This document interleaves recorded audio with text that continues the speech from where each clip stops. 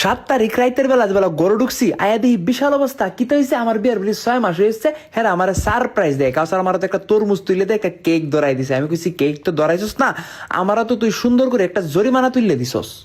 6 month anniversary.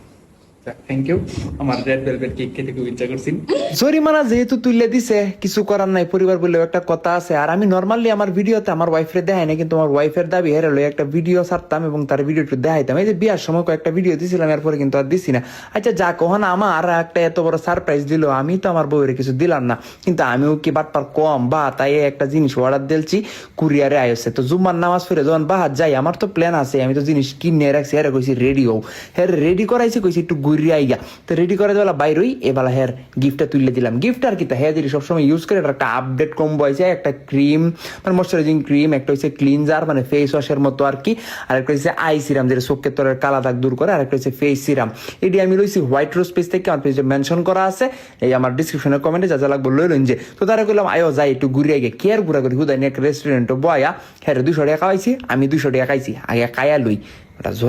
জরিমানা একটা cake কানছে culture আমার কাছে টিয়ানে আবার আমার তো কাইতেও আছে জরিমানার শেষ আছে।